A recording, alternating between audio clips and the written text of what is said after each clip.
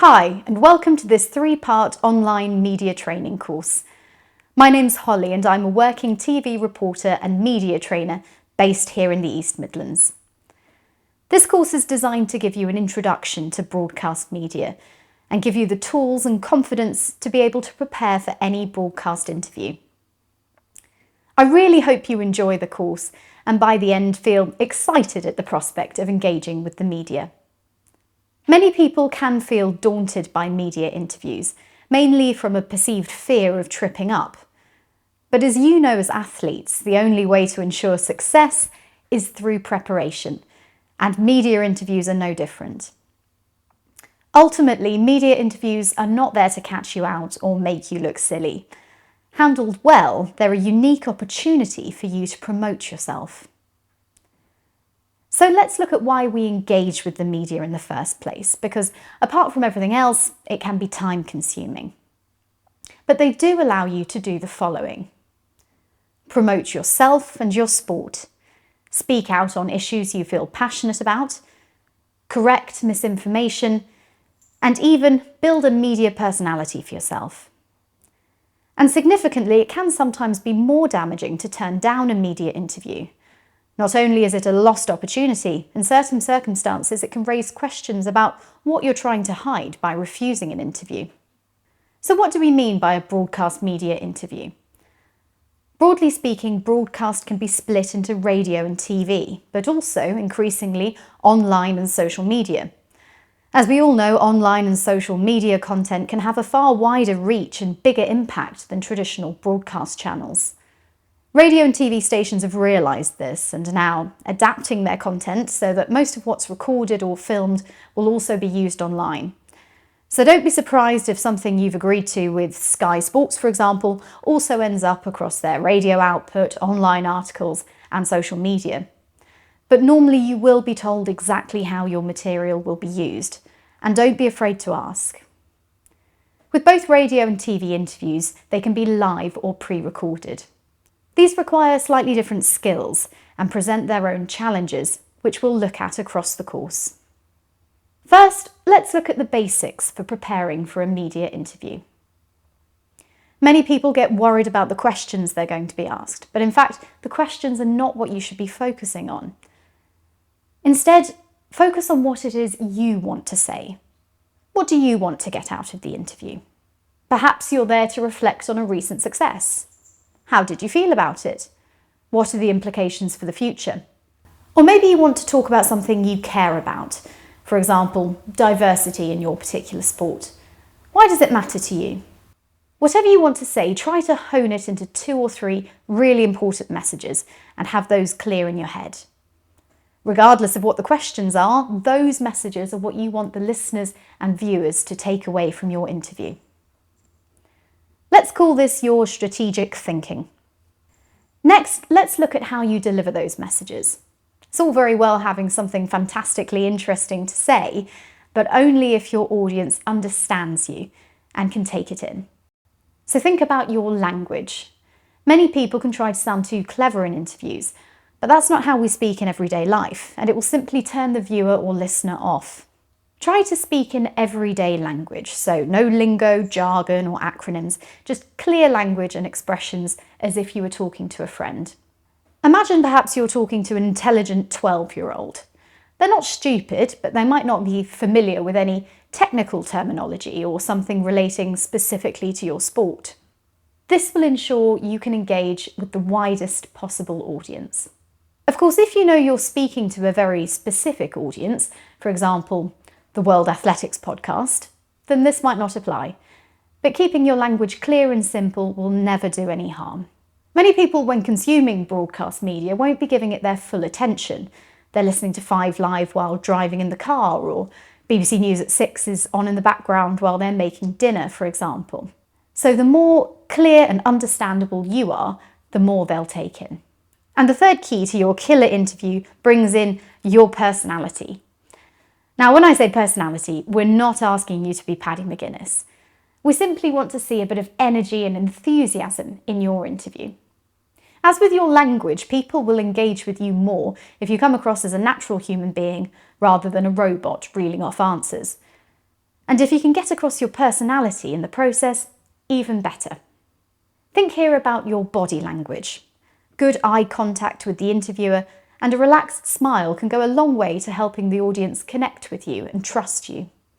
We'll talk more about body language later. But first, let's look at when things go wrong. Now, we all love Andy Murray, but he's notoriously bad at interviews because of his flat delivery.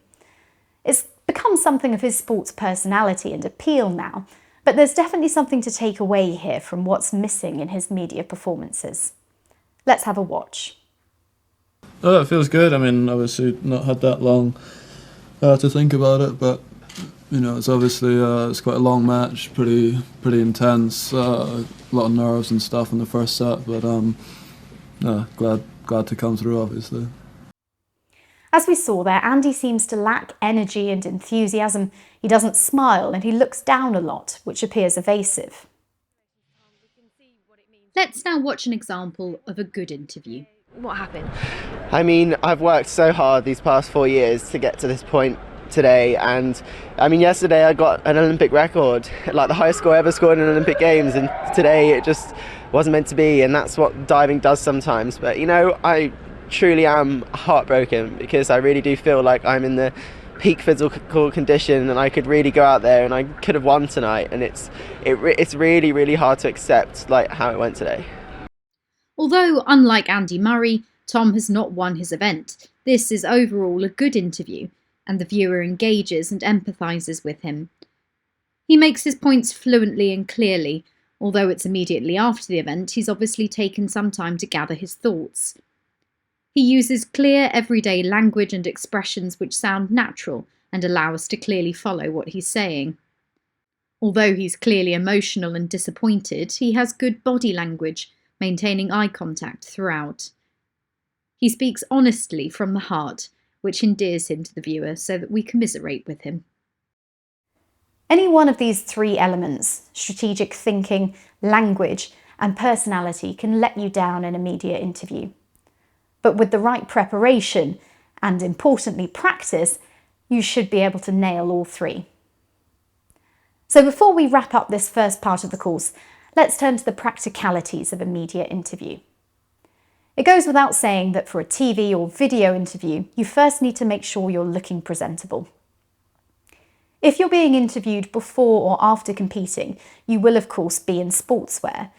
But if you're being interviewed outside of that environment, you need to think carefully about the overall impression you're going to make. I'd advise against wearing logos unless it's part of your sports kit, and wearing something both comfortable and smart. It used to be the case that stripes and patterns could strobe on camera, but technology's improved, so that's no longer really an issue. Generally, it will only be your head and shoulders in the interview shot, but if you're filming for a full TV report, you may be asked to film some setup shots, such as walking with the reporter, so your full body will be in shot. In a pre-recorded setting, you may have a chance to chat to the reporter or presenter off camera before the interview begins. If you haven't already done so when the interview was set up, this is a good opportunity to try to find out what questions you may be asked and steer the interviewer towards the topics you want to talk about by flagging things that may be of interest to them. With a live interview, you won't be able to do this, although you may get to speak to a producer beforehand. But bear in mind that reporters and presenters aren't always fully briefed, especially in radio and rolling TV news where time is short. So anything you do say to the producer may or may not get passed on. Even though the interview may not have started, the camera and mic may already be in record. So always assume it's on and be careful what you say. There have been some unfortunate examples where this hasn't happened. For example, the CEO of Sainsbury's had to make an embarrassing apology after being caught singing "We're in the Money" whilst waiting for an interview to talk about the supermarket's planned merger with Asda. Let's have a watch. The sky is sunny. Let's send it rolling along. We're in the money. The sky is sunny.